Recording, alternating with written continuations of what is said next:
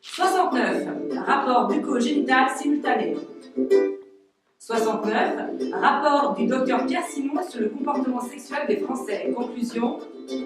Jouir, qu'est-ce que ça veut dire? 69. Rapport à la Lune. Un petit pas pour l'homme, un grand pas pour l'humanité. 69. Woodstock. Goût, sexe, rock'n'roll. Un grand pied pour l'humanité. 69. Pour l'homme à la tête de chou, c'est 69. Amour érotique. 69. Naissance du mouvement de libération des femmes. Elles brûlent leur soutien-gorge sur les barricades. 69. Concorde et 747 s'envoient en l'air pour la première fois. 69. Algérie. Douar de Sidi Bourcon. Naissance d'une citrouille. J'arrive, la tête à l'envers, les yeux vers le ciel. Une fille. Si elle meurt, il y a de la place au cimetière. Une fille, si elle survit, il y a de la place à la cuisine. Moi, j'ai de la chance. J'arrive dans un douar magique. Un douar, c'est un petit hameau où tout le monde est cousin avec tout le monde. Les montagnes sont cousines avec les forêts, qui sont les mêmes cousines avec les oasis, qui sont cousines avec les terres. Mon douar est un douar magique. La magie, elle vient peut-être du fouillis, du filier de barbarie qui entoure le douar. Dans mon douar, toutes les maisons se ressemblent. Mais la mienne, elle est particulière. Parce que dans la mienne, il y a mes parents, Baba et Emma, et mes frères et mes sœurs. Et là, tu as de la chance, toi, parce que grâce à eux, je vais te raconter l'histoire de Sidi Bourcon. Alors, Sidi Bourcon, c'est un homme, le premier homme qui vivait dans ce village, qui avait un fils, Faouzi, une femme, et une fille, Teriel. Teriel était belle, tellement belle, que le soleil et la lune se disputaient le ciel pour être au-dessus d'elle. Toutes les nuits, son père se levait pour la regarder dormir. Il se levait tellement qu'un soir, il est devenu marboule. Il a avalé sa femme et son fils endormis.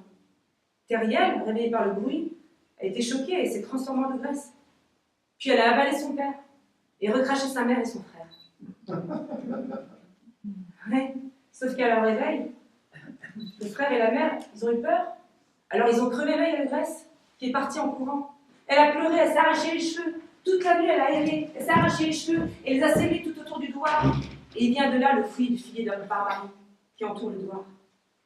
On dit que Tyriel rôde et mange les humains et les animaux. Depuis, on dit qu'une fille, c'est pas bon. Qu'une fille belle, c'est encore moins bon, parce que c'est peut-être Teriel dans la maison. Et moi, une nuit, j'ai rencontré Teriel. Elle est venue dans ma maison. Devant moi, grande, borgne, avec des seins si longs qui pendaient à terre. Et puis elle les jetait sur son épaule comme une écharpe, le sein droit sur l'épaule gauche, le sein gauche sur l'épaule droite. Et son ventre faisait du bruit. C'était les animaux et les humains qu'elle mangeait crus qui criaient. Ses dents pointues dépassaient de sa bouche. Alors elle se penche vers moi, son bras s'avance, elle m'attrape entre les deux jambes. Au même moment, son sein droit tombe sur moi, au vol, je l'attrape, je tète. Elle m'avale dans sa bouche, sa barbe m'étouffe et elle me recrache sur le sol. Ah, Maline, tu as bu de mon lait. Je ne peux plus te manger maintenant, je suis ta mère. Non, ma mère elle dort à mes côtés, c'est pas toi la vilaine, va-t'en. Si je m'en vais, tu grandiras comme la figue sucrée et quelqu'un te mangera. Si je reste, tu grandiras comme le laurier amer et tu seras recraché. Que veux-tu devenir? Je veux pas qu'on me mange. Je vais être comme Yéma. Soumise comme ta mère ou belle comme la lune pleine? Je veux pas être soumise. Je vais être comme la lune, belle. Alors, mortelle fille de Tyriel, naïve et rebelle, ma fitna te guidera. Fitna, une fitna chez nous. C'est une femme très belle, qui fait tourner la tête des hommes et les abandonne sans moelle dans les eaux. Elle sympathise avec les femmes aussi, fait amis et les écarte du droit chemin. La fitna chez nous, c'est la femme, elle fait pleurer même les oignons. Moi j'aime beaucoup les oignons parce que c'est un aliment qui ressemble aux relations entre les hommes et les femmes. Tu pleures d'abord et tu te régales après. Non. Sauf que pour la fitna, c'est le contraire. Tu te régales d'abord et tu pleures après. Quand les femmes du douar parlent d'une fitna, c'est tout doucement, comme si c'était une maladie. Oui, elle passe fière devant notre champ. Et la poitrine de mon fils brûle pour elle, depuis qu'elle le regarde avec 10 yeux. Étincelant comme des glaives tranchants. Ouais, ce rire dédragé, mes lèvres pleines de piquant. Rien à voir avec les filles de chez nous, cachées à la maison, bien à l'abri, comme la figue dans sa peau de barbarie. Moi, je suis une fille de barbarie, j'aime les filles de barbarie. Je cours en cueillir plein pour ma mère. Je les attrape à pleine main, j'en ai plein les bras. Tiens, c'est pour toi, maman. Tiens, Yemma. Et rigole ma mère. Mais bah, Yemma, c'est une vraie mère. Hein. Alors comme ça, t'aimes ça l'effet de ma fille. 2 jours après, je comprends. J'ai des boutons énormes de la tête au pied, la varicelle berbère. Je gratte, je gratte, je gratte. Plus je gratte, plus j'ai envie de gratter. Yemma m'attache les mains dans le dos pour que j'arrête de m'écorcher. Tiens-toi tranquille, beau l'écho. C'est moi qui t'arrache la peau. Pourquoi tu m'as rien dit, Yemma? Maintenant, tu sais.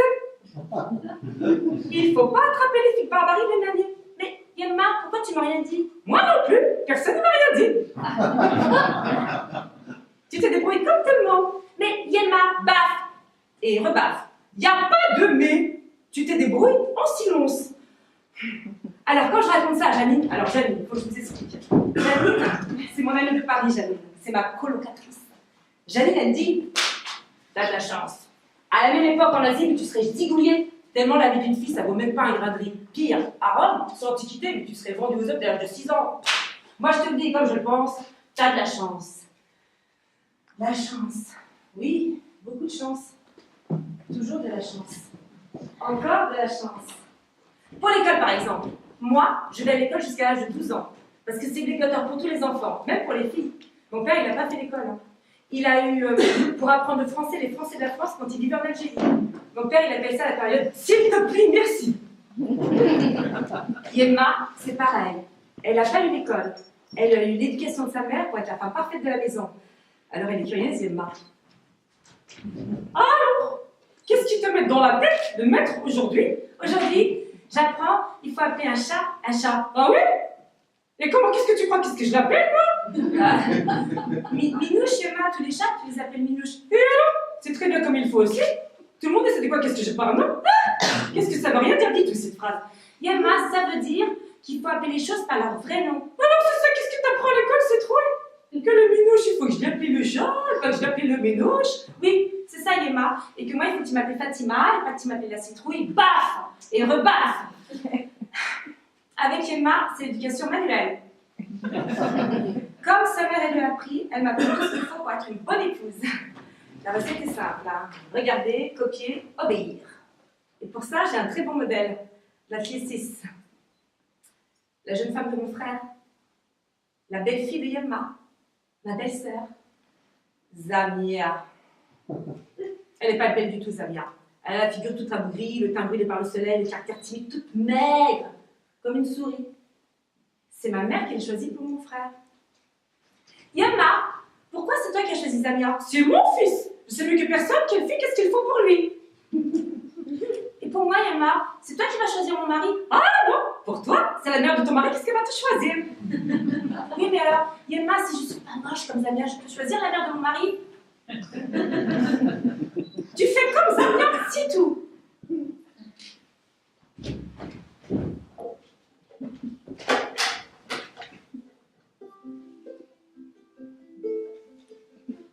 À 17 ans, je sers le thé à un couple que ma mère reçoit. Le fils et la mère algérienne de France cherchent une clicite, une jeune fille à marier. Comme on dit chez nous, mon père a acheté un âne. Il me trouve un mari. Je sers le thé au fils algérien de France à sa mère pour qu'il me voie. Il a 40 ans. Il s'appelle Moshi. Il a les yeux verts, il est tout petit, il est d'accord. Ma mère est d'accord, mes parents sont d'accord, mes frères sont d'accord. On fait la fatiha, les fiançailles, et on me marie. Le jour de mes noces, j'ai le droit d'être triste, de pleurer si je veux. Dans 2 jours, je quitte ma famille pour une famille que je ne connais pas, avec un mari que j'ai vu que 2 fois, mais c'est pas ça le triste. Qu'est-ce qui va se passer cette nuit? Est-ce que j'ai réussi à garder le contact pour mon mari? Qu'est-ce que je dois faire? Comment est-ce qu'on fait les enfants? Comment est-ce qu'ils gagnent les garçons? Comment? Teriel! Toc, toc, toc. Pour le pilon qui tape dans le mortier. Aise. Pour celle qui accepte d'être figue sucrée, mais à la porte de ton fudge, son nom n'est pas inscrit pour entrer. Pas de doc pour le pilon. Hors du mortier, pas de aise pour la mère fille laurier. Pas de doc, pas de aise, à la porte de mon fleuche, qui sait qu'il ne peut pas rentrer? Avant de rentrer dans la maison de noces avec mon mari, il me donne une poignée de fèves et de figues sèches que je donne aux enfants. Dans un bol en terre, il va chercher de l'eau au puits. Je bois, il casse le bol à l'entrée de la maison. Ma mère me donne un pied de basilic et des épis de maïs, et mon père donne au mari une gerbe de blé. Au moins, si je ne sais pas quoi faire, je pourrais cuisiner. C'est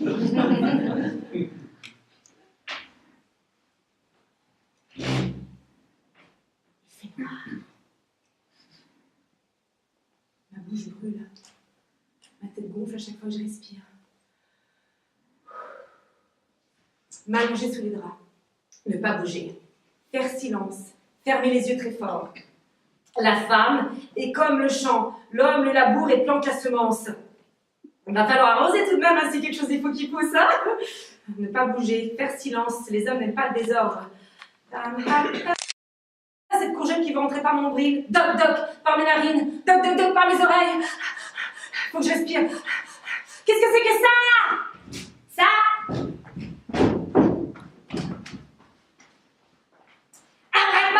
Une biroute, une bisouque, une bite, un chibre, un manche, un membre, un pénis, un popole, un ziziou.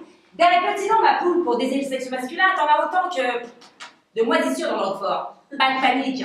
Je te demande pas de tout s'y retenir, juste pénis. Le pénis est hyperactif, hypersensible. À quoi? Frottement des vêtements, secousse automobile, vibration du bus. À toi. À toi aussi. Ouais, toi, là. Non, pas toi. Il y a érection. Alors, comment ça marche? Tout ce bazar, et pourquoi une érection en vue d'une pénétration?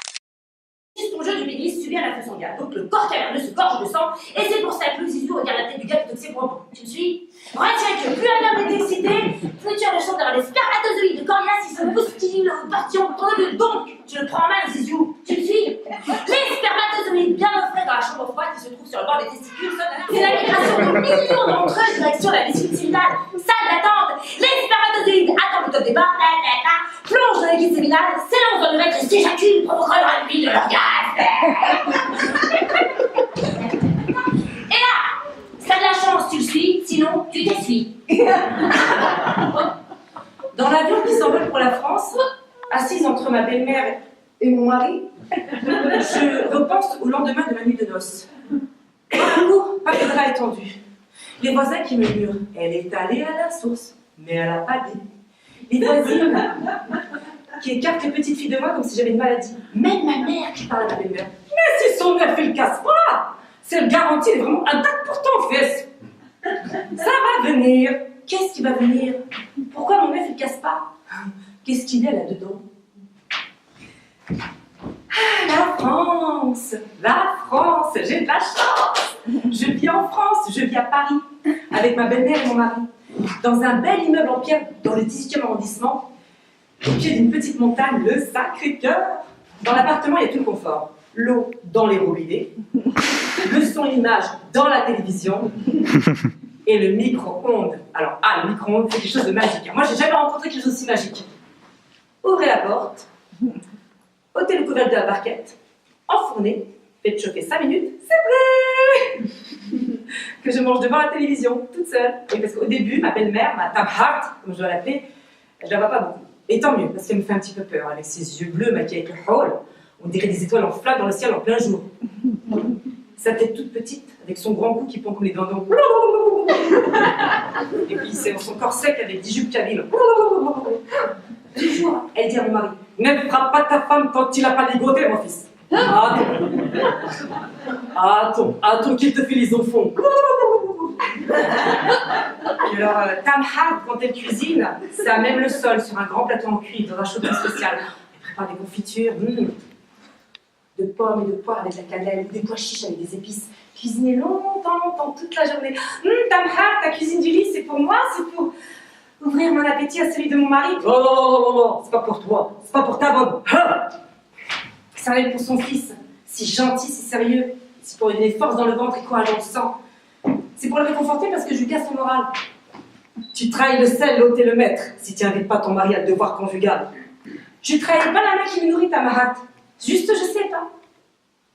Dis-moi, toi, comment tu fais pour inviter ton mari à devoir conjugal? Baf et rebaf. Comme Yelma. Mais Leçon numéro 1. Présente l'épine de ton dos pour fléchir tes genoux. Ferme les yeux à demi. Redouble de soupirs. Présente l'épine de dos pour fléchir tes genoux. Ferme les yeux à demi. Redouble de soupirs.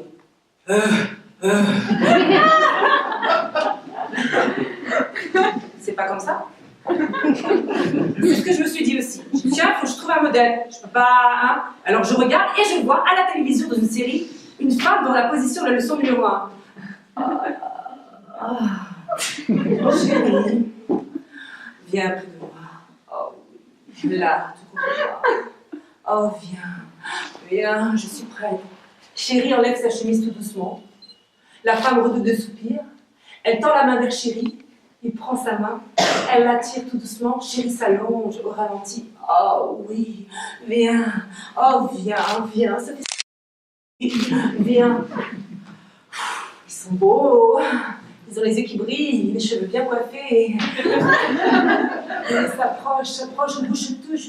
Oh oui, les soirées de l'ambassadeur sont toujours un succès avec les chocolats à mon chéri. Ensuite, c'est la pub. Mon micro-ondes ne marche pas. La porte est sur le pas et le couvert qui ne s'enlève pas. Pourtant, moi je fais tout ce qui me dit Madame Hack, je fais tout ce que je vois à la télévision. Oui, par exemple, je fais ça, je fais... Ah, moi je suis...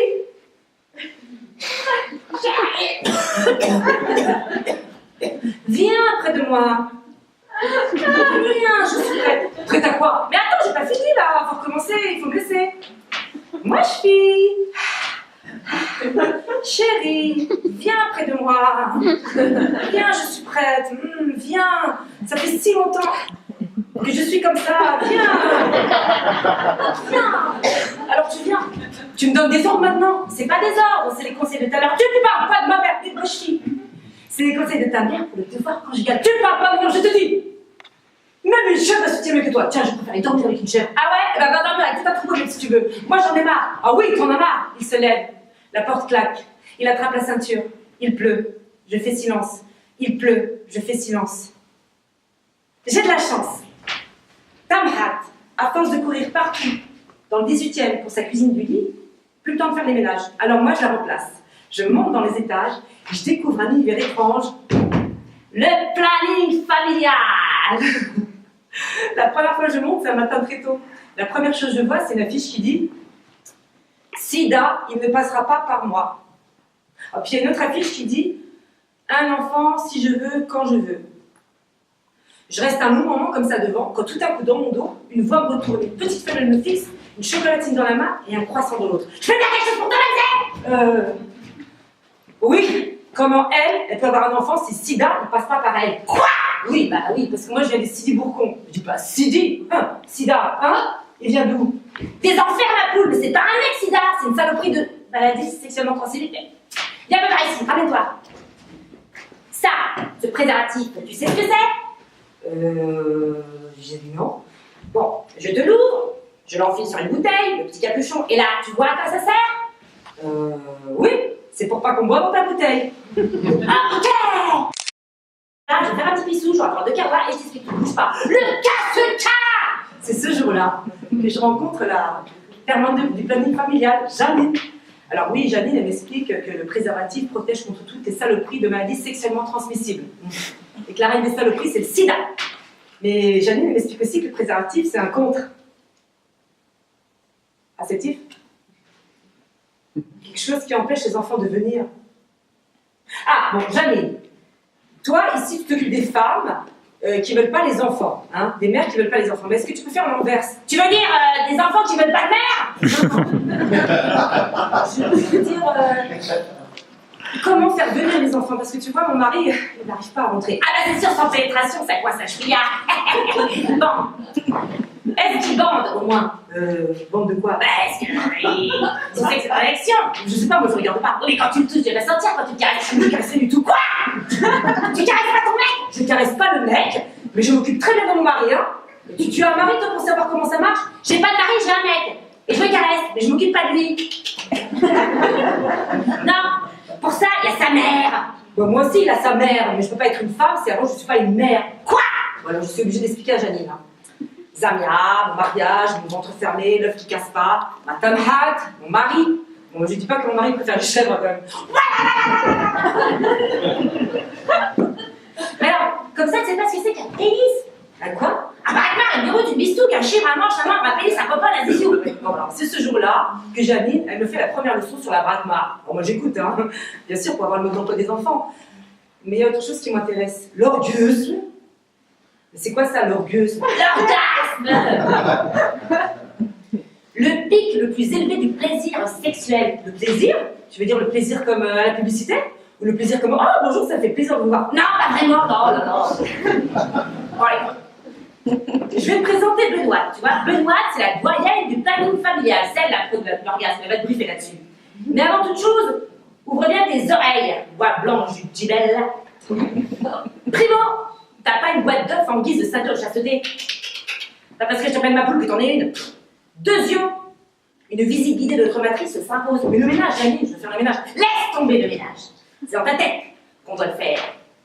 Visite guidée du 3 pièces cuisine. Les 2 chambres, les ovaires, qui fabriquent en moyenne 400 ovules sur une vie, sont reliés par les trompes de Fallope à la cuisine utérus, entièrement tapissée d'amines nutritifs de premier choix, sur lequel va séjourner l'ovule fécondé pendant sa nidation. La cuisine utérus possède un système pyrolyse auto-nettoyant qui évacue l'endomètre non utilisé par des règles menstruelles. Cet espace est habitable sous contrat locatif exclusivement by 369 selon la grossesse avortée, prématurée ou conventionnée. Le séjour vaginal, unique accès à la cuisine utérus, possède la particularité de se dilater, de s'humidifier pour accueillir le visiteur du jour qui pénètre par le vestibule. Les va-et-vient du visiteur du jour provoquent alors d'intenses sensations de chaleur dans tout l'immeuble, pieds, seins, dos, et au paroxysme de l'excitation déclenche alors l'orgasme. Nec plus ultra, une sonnette clitoridienne qui active le protocole réception-excitation-space-orgasme lorsqu'elle est sollicitée. Wow. Et c'est quand tu as l'orgasme que tu es enceinte. Ah non! On ne perd pas le nord. Non. Pour ça, il suffit que le spermatozoïde rencontre l'ovule et c'est la fécondation. Mais je te dis, mon mari peut pas rentrer à cause de l'œuf. Mais c'est à cause de quoi si c'est pas à cause de l'œuf? Ton hymen qui refuserait de se déchirer? Voilà. En général, c'est qu'on membrane très fine, hein, parfois un peu de sport et hop, adieu, despotique voile de la vertu. Oh. Non! Le vaginisme, une forte contraction des muscles vaginaux et la tintin pour faire passer même un cheveu. Et là, je me souviens d'une petite chanson que j'avais apprise à l'école. De la grille du jardin parfumé, au seuil des portes de mon palais, des eunuques sensibles et musclés montent la garde entre mes 2 entrées, protégeant mes 400 œufs de ceux qui veulent visiter mon beau palais. Et même quand le sultan y veut rentrer, le seul mâle pourtant autorisé, mes gardes zélés me refusent l'accès. Mais ta mère, elle t'a dû raconter ça quand t'as été raide. Hein? Alors, j'explique à Janine, Yemma, le Douar, Kyriel, l'éducation scolaire, l'éducation manuelle. Alors, Janine, elle dit, je suis extraterrestre. Merci Janine, merci. Bon là, il faut que je vais parce que je dois rentrer. Merci pour l'orgueusme. L'orgasme, pas l'orgueusme. J'accepte pas terrible comme mot, dans ta bouche on dirait un truc qui fait vomir. J'ai bien compris que ton mari pigeait que dalle à ton désir de femme, mais toi, tu sais caresser le minou? Bah, tu vois ce que je veux dire? Oui, très bien, tout le monde le fait ici, je sais. Hein. Je suis pas bête, hein, j'ai entendu aussi. Hein, c'est... t'aimes ça, hein? C'est bon. Ah, moi je trouve ça dégoûtant. Bah oui, c'est pas dans des habitudes comme ça, je sais plus caresser les chats, les chiens. Alors comme ça, jouer, c'est pas ce que ça veut dire? Nirvana, grimper au rideau, monter aussi essentiellement. Ah non, moi je monte au 3e parce que j'habite au 3e. Ok, alors c'est ce qu'on va faire. On va se revoir, c'est d'accord, t'es d'accord? Ok. Tu vas venir aux conférences de Benoît sur l'orgasme et je vais personnellement m'occuper de l'éducation sexuelle et scolaire, là, de l'éducation manuelle et scolaire. Tu rentres au cours préparatoire à l'éducation sexuelle. Je suis d'accord. Je me suis. Tabrak, ma belle-mère, toujours occupée avec sa cuisine du lit, multiplie les recettes. L'ambre, le vin joint, la muscade parfume les escaliers de notre immeuble. Mais quand elle se met à brûler du filet de bœuf, une pétition circule pour exiger notre expulsion. Alors, mon mari, il crie, il s'énerve, ma belle-mère pleure, s'arrache les cheveux, et sur moi, il pleure. Mais comme on dit au Liban, hein, après la pluie... Et le beau temps. Oui, le beau temps! Le beau temps, c'est les cours d'éducation sexuelle de Janine. Et c'est les conférences de Benoît de planning. Je découvre que le jardin parfumé est partout sur mon corps. Un rayon de soleil et des bourgeons pointent leur tête nue vers le ciel. Un souffle de vent et ils frémissent sous la caresse, se tendent au passage de la main pleine de promesses. Je suis située sur le rubusculaire des nymphes, je mesure de 1 à 12 cm, je suis composée d'un corps caverneux, je me gorge de sang, j'augmente de volume, je tire hyper sensible au toucher, je suis Le feu. oui, mais plus précisément, Le clitoris. Ça, c'est Benoît. C'est notre doyen de planning familial. J'ai de la chance, c'est moi son assistant. C'est moi qui prépare ses affaires pour ses conférences. Benoît.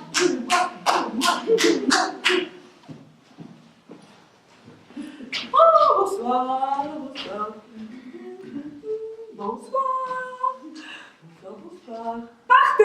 Partenaire. Notre sexualité est mal connue, mal perçue, et pas seulement par notre partenaire, mais par nous-mêmes. Et comment? S'intéresser à la sexualité de son partenaire, être curieux de son plaisir, si on ne s'intéresse même pas à la sienne de sexualité. Hein? Si on ne s'éduque pas soi-même au plaisir. Partenaire. Je ne peux pas parler au nom de toutes les femmes, alors je parlerai pas mon nom. En plein dans ma seconde jeunesse, aux alentours de mes 50 ans, j'ai remarqué que mon temps de réponse sexuelle se situe entre 2 minutes et 45 minutes. Alors, qu'est-ce qu'un temps de réponse sexuelle? Un temps de réponse sexuelle, c'est le laps de temps qui s'écoule entre le moment où une idée de sexe frappe à la porte de mon esprit, j'ai envie de sexe, et le moment où j'atteins l'orgasme.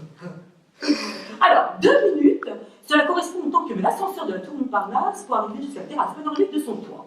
Et 45 minutes, c'est le temps que nous mettons par les escaliers. Avec mon partenaire, nous alternions ascenseur et escalier pour arriver ensemble sur la terrasse panoramique du toit. Et quelle belle, mes amis, mais quelle belle!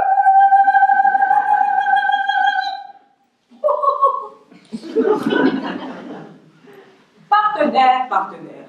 Au même titre que vous possédez chacune 5 doigts sur une main, vous possédez chacune 5 zones très érogènes sur votre corps. Petite démonstration. Pour vous, mesdames, les seins, les mamelons, le clitoris, le périnée, et le point G.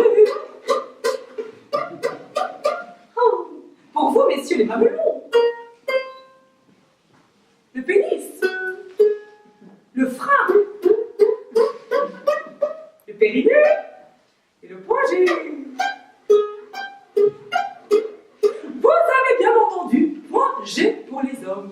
Et ce n'est pas un point de tricot pour des passionnés de la jaquette en laine, mais une zone très érogène chez l'homme qui se situe au niveau de la prostate. Chez la femme, lors de l'excitation, le point G forme une petite botte granuleuse que l'on sent au toucher. Chez l'homme, il est accessible par la voie anale, chez la femme par la voie vaginale, et tous deux sont hypersensibles. Mais mettons de côté ces points G, et voyons comment réveiller les autres zones érogènes de vos corps, comment convoquer le plaisir, le désir, pour entreprendre dans de bonnes conditions l'ascension de cette fameuse tour Montparnasse. Conduisez-vous dans la salle de bain, allumez des bougies et des parfums, sur le rebord de la baignoire, déposez un verre de pommade, ou un petit verre de Valiban si vous préférez. Relaxez-vous pour ça tout est bon, des petits fours, des douceurs, de la musique, des lumières douces, et même un petit pétard, un petit cigare, une petite pipe. Plongez-vous dans un bain micro brûlant, et très simplement, reprenez ce refrain. Alors écoutez, on va le faire ensemble, c'est très simple. Inspirez par le nez, par la bouche expirez, inspirez bien à fond, comme ça. Sur le A, expirez et faites sortir le son. Oh! Oui! C'est bien, vous êtes timide, mais il suffit de vous chauffer un petit peu. C'est anonyme, on n'appellera personne, on n'appellera pas la police. On recommence. Inspirez par le nez, par la bouche expirez, inspirez bien à fond. On expire! Sur le A, expirez et faites sortir le son. Ah! Tiens, c'est les bras, masser le cou, masser les pieds et le genou, et la tête, et la tête, et la tête, et la tête. Ah, ah, ah. Mais pas les parties génitales. Une petite coquine, attendez un peu. Découvrez-les de voir ignorer de vos autres érogènes oubliés.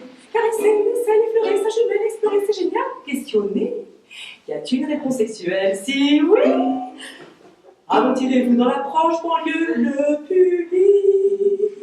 Attardez-vous sur le ventre, à l'intérieur des cuisses. Et reprenez le refrain bis, c'est à nous. Inspirez par le nez, par la bouche, expirez, inspirez bien à fond. On inspire. Sur le pont, expirez et faites sortir le son. Oh! Alors, on va juste un peu plus motivé parce que c'est par la table de point G. Une dernière fois. Inspirez par le nez, par la bouche, expirez, inspirez bien à fond. Sur le pont, expirez et faites sortir le son. Oh! Il y en a qui se sont entraînés, je les entends. Au pied de la tour Montparnasse, prenez ascenseur et escalier. Et pendant l'ascenseur gastrique, déroulez le film érotique. Oh, à tous les étages, vous descendrez, prenez le temps de visiter. Améon, clitoris, périnée, les cuisses, les seins, le pénis, le frein, le mien. Le mien? Le sien. Mais sans oublier le point G. Et sur la terrasse panoramique, prenez votre pied, allez-y, jouissez, oh oui. Jouissez les amis, allez-y, c'est permis, tu l'as dit, doucement, mais oui, on jouit, avec Paul Madame de lundi, oh oui, avec Yannick Jola le mardi, oh oui, Colette Miguel mercredi, oh oui, Luigi jeudi, oh oui, et Albine aussi, oh oui, et à Blouton, Jean-Claude vendredi, oui, et qui a de samedi, oh oui, et le dimanche aussi, oh oui, ah oui, oh oui, ah oui, est-ce que tu suis, oh oui, dans les cryptes, oh oui, oh oui, à la mosquée aussi, oh partout, oh oui.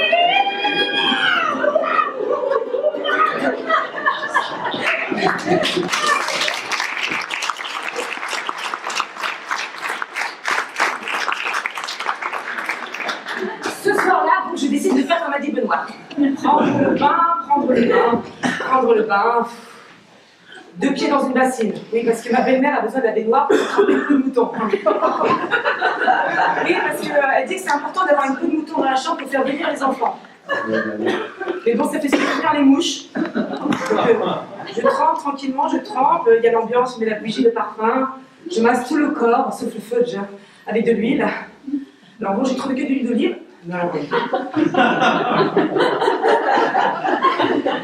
je sens un peu l'ail.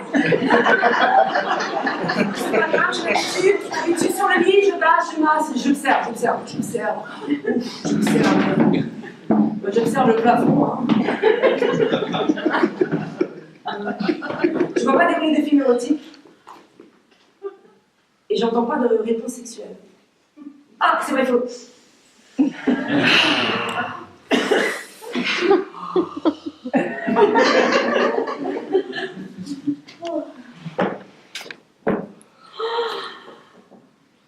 Je suis dans un ascenseur qui monte tout doucement. Oh, vous aussi? On est bien, hein? On n'a pas froid, hein?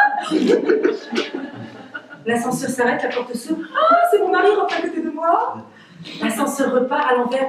Je suis soulevée du sol, je m'envole, mon mari me rattrape, je tombe sur le sol. Je suis soulevée, je vole, mon mari me rattrape, je tombe. Il pleut, je tombe, il pleut, je tombe, il pleut. Le lendemain, je retrouve Janine au planning. C'est la réunion générale de l'année. Janine est hyper occupée. Elle me voit. Eh ma poule, aujourd'hui c'est quoi? C'est quoi ce coquin? C'est rien, je suis tombée dans l'ascenseur. Quoi? T'es tombée sur le point de ton mari, elle m'a raconté des bobards. Mais rien qu'en France, une femme seduite est victime de violence conjugale. Attends. Écoute ça. Ça nous vient de l'ONU. Écoute. La violence faite aux femmes désigne tout acte de violence causant ou susceptible de causer ou psychologique et comprenant la privation arbitraire ce que tu me lis là, chez nous ça s'appelle le mariage. Mais c'est pas ça le mariage. Tu peux pas accepter ça. C'est très grave, j'espère que tu comptes faire quelque chose. Il a fallu attendre 89 pour que je fasse quelque chose, soit 2 ans plus tard. 89. RDA, RFA, le mur de la Chouma est tombé. 89. Manifestation des femmes algériennes dans les universités, soulèvement des étudiantes. 89. France, fête du bicentenaire. 89. Mon mari me répudie, le divorce est prononcé. 89. Je fais ma révolution sexuelle. Je vis avec Janine dans une petite maison, avec un petit jardin qui donne sur une petite cour avec un petit portail et on paye un gros loyer. Dès le début, elle m'aide à me poser des bonnes questions. Alors ma poule, qu'est-ce que tu veux faire maintenant? Partir à la recherche d'un nouveau mari pour qu'il prenne en charge ou devenir autonome, indépendante? Oui, c'est ça que je veux faire, autonome, indépendante. Mais je dois faire quoi pour ça? Eh ben, chercher du travail, hein. Trouver un métier. Je cherche du travail et je trouve un métier. Serveuse dans un restaurant. Toute ma vie, je sers mon mari, je sers ma famille gratuit. Et là, pour servir, on me paye. Bon appétit, merci, enchantée, oh bonjour, oh ravi, oh vous êtes revenu, oh c'est bien, oh. Et c'est là que je découvre le plaisir, grâce à Jean-Guy, le patron, entre la salle de restaurant et la chambre froide. Sur le chemin de la cuisine, mon doigt s'enfonce dans une mousse brune. Sans réfléchir, mon doigt rejoint ma bouche. Ah, qu'est-ce que c'est que ça? Oh, oh, oh, oh, oh. Tout le plaisir d'un très grand chocolat. Oh, c'est bon, chocolat. Mon doigt s'enfonce dans un flanc vanille fruits rouges que je ne connais pas. Au loin, la voix de Jean-Guy s'adresse au répondant de la cuisine. Patou, vous voulez ranger dans les frigos, les gâteaux, par dans votre bouche? Enfin, pas tous quand même. C'est trop bon, j'en veux encore. Ouh.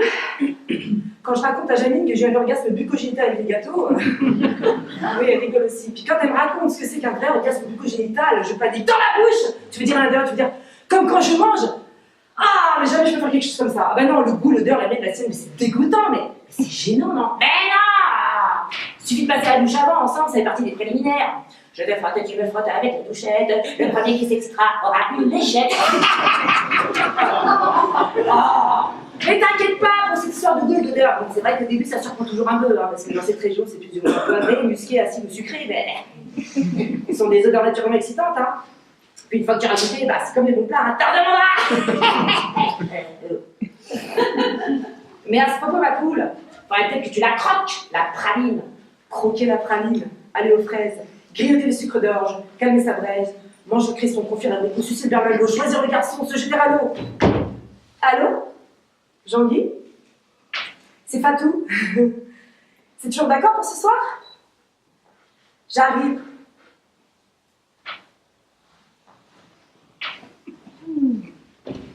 Je me retrouve chez lui, moi, avec mes valises pleines de conseils, mon thermos de lait de chamel au miel, mes préservatifs à la cannelle, et toutes mes idées sur l'orgasme bien ordonnées.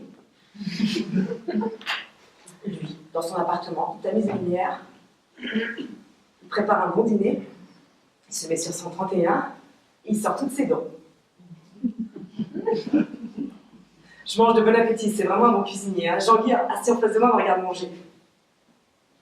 Tu sais, Fatou, ça fait longtemps que je te trouve jolie. Je sais, Jean-Guy, c'est pour ça que je suis ici. Après la carte des desserts, on se retrouve sur la carte inconnue de nos corps. Il me respire comme une fleur, j'expire. Il cherche, je laisse. Je caresse, il me souffle.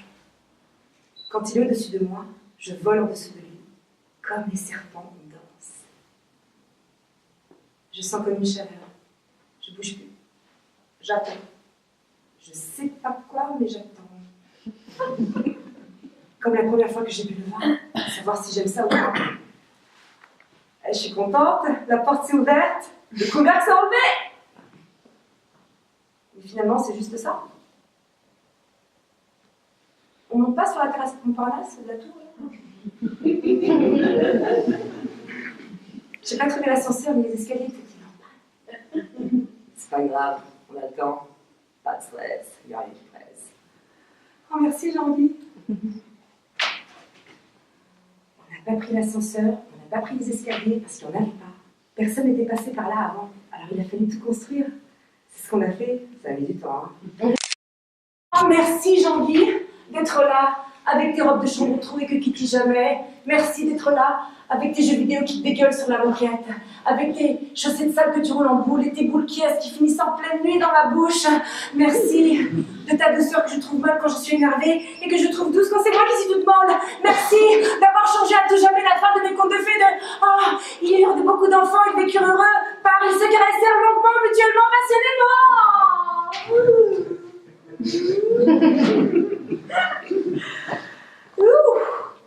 Un jour, Jean-Guy, il me regarde comme s'il m'annonçait qu'il avait attrapé une maladie vénérienne.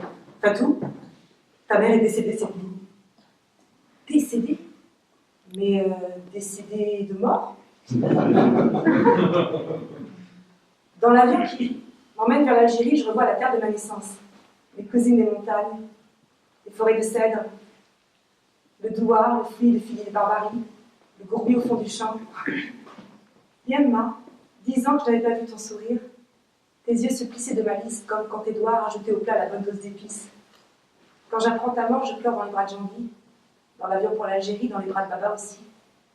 Mais quand je rentre dans la pièce des femmes, mon œil se refroidit. L'alcôve, ce renfoncement dans le mur, le rangement de nos matelas, de nos couvertures, et d'un coup, je te vois, Yemma, ton prénom, Fedjria, je te vois, en pleine nuit, les cheveux défaits, les mêmes nuits où je rencontre Tyriel. Je te vois, Fedjria, tu me caches sous les couvertures parce que l'ogresse va venir pour me manger. Tu me caches sous les draps, mais je ne veux pas. Je veux voir. Alors je bois le lait de l'ogresse. Je te vois, Fedjria, rejoindre Baba avant le lever du soleil. Je vois ton ombre accroupie comme une grenouille au-dessus de son ombre à lui. Entre mes deux sommeils, je vois, je n'ai pas rêvé, j'étais réveillée. Le frère de Yemma, Rouge, le voleur, nous sert un thé. C'est lui qui s'occupe de Baba depuis la maladie de Yemma. Baba, tu l'aimais, Yemma? Ah, ma fille, la première fois que j'ai vu ta mère, je me suis habituée, la première fois que je l'ai vue. Tu n'as jamais levé la main sur elle? Jamais, ma fille. Elle disquite pas, je dispute pas. Même pour son frère Rouge, le voleur, je dis non, il vient pas, elle disquite pas. Je dis pas non à ta mère, je dis jamais non pour la famille. Et regarde aujourd'hui, il reste avec moi. Mieux qu'un fils, il s'occupe de moi. Oui, Baba, personne n'est tout à fait noir et personne n'est tout à fait blanc. Qu'est-ce que ça veut dire, ma fille? Rien, Baba, je philosophe. Ah, ma fille, tu sais comment ça se passe ici? Il n'y a que l'épaule qui philosophe. Le regard de Baba s'attarde sur la clôve. Il soupire, un léger sourire étire sa fine moustache grise. La vraie ogresse, c'était Yemma. Mais moi, je ne voulais pas le voir, alors j'ai inventé Teriel, pour pas que ce soit Fedjria. À la maison, c'était Yemma qui faisait Baba. Mais tout le monde pensait que c'était Baba. Celui qui a du cœur ne brille pas. Seul l'or brille. Le cœur lui bat. Baba. Yemma. Oui.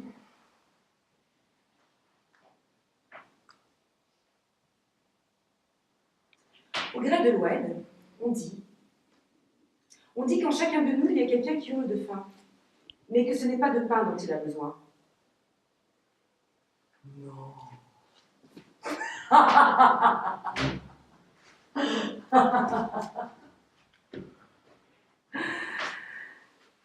Merci.